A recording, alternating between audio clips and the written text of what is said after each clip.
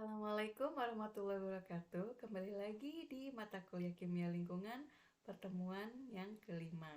Kita akan membahas tentang apa itu hidrosfer, siklus hidrologi, dan juga ada materi-materi apa saja sih di perairan ya. Oke, kita mulai.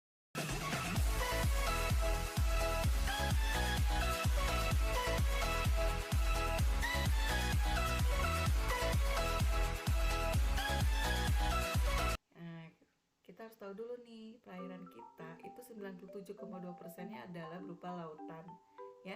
Dan untuk air tawarnya itu hanya 2,8%. Di 2,8% ini, 2,15% dalam bentuk glasier, ya. Kemudian 0,62 dalam bentuk air tanah atau groundwater. Lalu sisanya sangat sedikit sekali ya. Ini adalah air yang biasa kita gunakan sehari-hari, yaitu air permukaan seperti danau, sungai ya. Itu hanya 0,00 sekian. Oleh karena kita harus menghemat air, concern terhadap kebersihannya ya, kualitasnya kita jaga. Jangan buang sampah sembarangan ke sungai ataupun ke badan air lain-lainnya. Hanya sedikit dibandingkan dengan seluruh jumlah air yang ada di permukaan bumi ini. Makanya kita harus jaga ya. Tentu saja ada siklus hidrologinya ya. Udah mulai dari lautan itu menguap, kemudian terkondensasi, setelah itu turun hujan dan akhirnya melalui sungai kembali lagi ke laut. Nah, ini adalah siklus airnya ya. Kalau tidak ada siklus ini mungkin ya. Jadi semua ada siklusnya. Nah, di area-area belahan bumi kita ya, seperti kutub, di kutub utara atau selatan itu ada yang namanya permafrost. Jadi daratannya tuh es gitu. Nah, sudah kita pelajari tentang global warming, di mana bisa mencairkan es di kutub utara dan selatan, maka tentu saja akan menaikkan permukaan air laut. Nah, kita bisa bandingkan garis pantai ya, diperkirakan 18.000 tahun yang lalu tuh di sini nih masih ada. Nah, sekarang kota New York tuh kan di pinggir dekat pantai. Padahal dulu agak jauh tuh di sini, ya. Kebayang nih, berapa kilometer dia sudah mengecil daratannya karena permukaan air laut yang naik akibat mencairnya es-es di kutub utara atau di daerah permafrost tadi. Oke, sekarang kita lanjut. Untuk air sendiri, air permukaan yang jumlahnya sangat kecil itu ada yang namanya danau kan, salah satunya.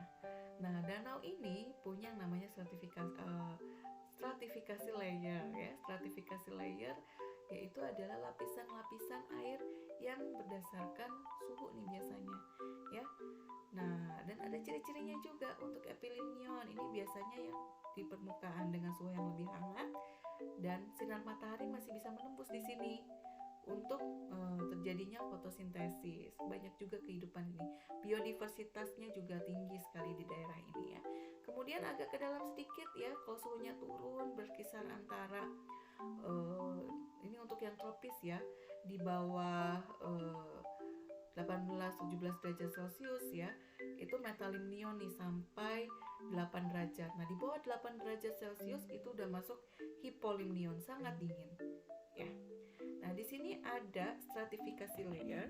Kemudian kita tahu tadi ada 3 lapisan dan itu berdasarkan suhunya ya. Oke, kita beralih kembali ke mikroorganisme atau materi-materi yang ada ya. Materi-materi yang ada dalam perairan ini ada mikroorganisme seperti ganggang, bakteri, dan jamur atau cendawan. Ada juga zat-zat lainnya yang bersifat kimia ya. Jadi ada organik dan anorganik nih ya di perairan ini. Kemudian sebagian besar reaksi-reaksi kimia penting yang terjadi di perairan itu melibatkan bahan-bahan organik ya. Seperti tadi ada ganggang. Nah, ganggang ini juga ada banyak nih yang bisa mempengaruhi ya. Ada Chlorophyta, ganggang hijau ya, kemudian ada Chrysophyta, ganggang keemasan, ada Phaeophyta, kemudian juga ada ganggang merah ya, Rhodophyta seperti ini. Oke, kemudian juga ada ganggang biru. Lalu ada yang namanya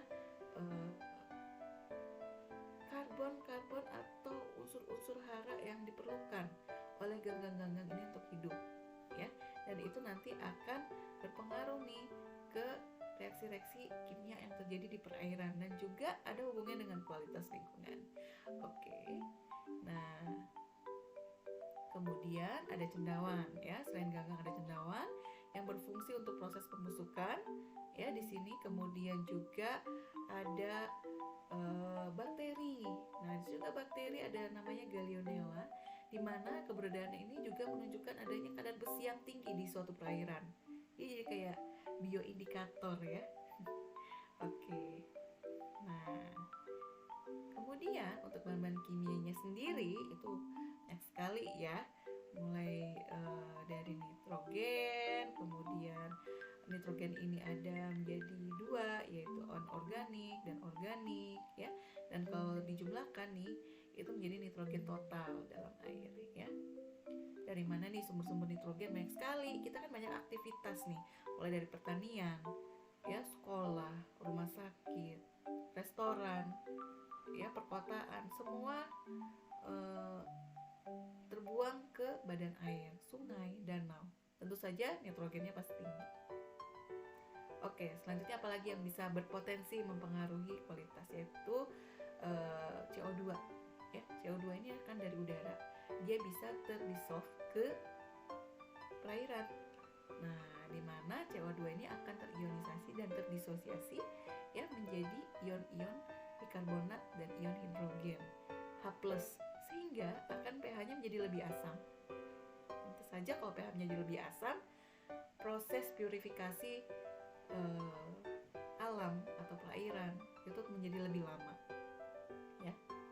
Nah, ini ada bentuk-bentuk senyawa dan ion dari ada HCO3-, ya, ini berkisar pH-nya normal, ya, mulai dari 5 sampai 12. Kemudian ada HCO32-, ini pH-nya lebih basah, dan juga ada H2CO3 atau CO2 yang akan mengakibatkan pH perairan ini bisa lebih asam.